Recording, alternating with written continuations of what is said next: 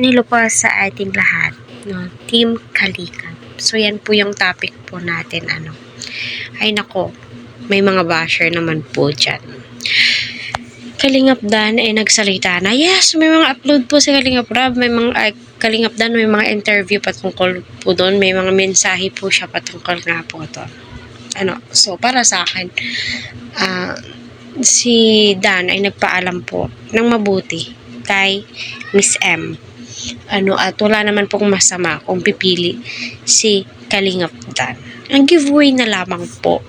No, so, yun nga po, no, sa live po ni Kalingap Rob, every time nagla-live po siya, ay hindi po maiiwasan, na may nagko-comment na kung kailan isasalang ang Danjoy. So, bakit? May nagsabi, bakit naisalang na ba ang Danjoy? Dalawang video na po ang nagawa ng Danjoy, pero the time ay not officially, at until now hindi pa po officially na Danjoy. Sa loobin ko po dito,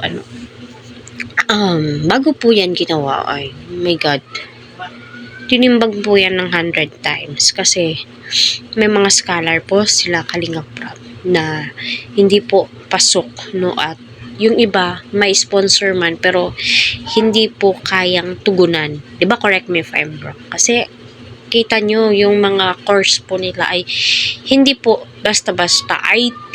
Sabihin natin may vocational. Pero mas mainam yung 4 years course like kay Eden, wala po siyang sponsors. Melka, iilan. Mayroon iilan pero hindi naman po talaga kayang isustain lahat. At saka, maraming salamat sa mga sponsors. Dahil nga po sa kanila ay medyo nasusustentuhan kahit papaano, no, 'di ba? Konti na lang po yung idadagdag dito. At sa usaping joy naman po at Kalingap Dan, para sa akin, wala pong masama sa ginagawa po nila.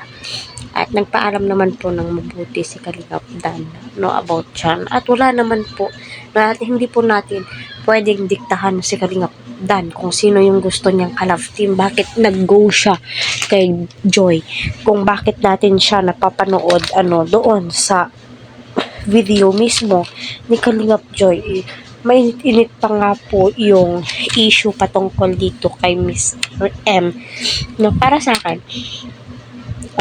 wala naman pong although andun po tayo sa part na nanghihinayang po tayo kasi marami na nga po nagmamahal sa ganon, pero ay nako, tinimbang-timbang po yan na mabuti at para din po yan sa kapakanan po ng mga key angels na under ni Kalingap Rob na walang mga sponsors, na dyan po niya hinuhugot lahat. Kaya wag po tayong bash ng bash, lalo na po sa mga basher dyan na mga lolas.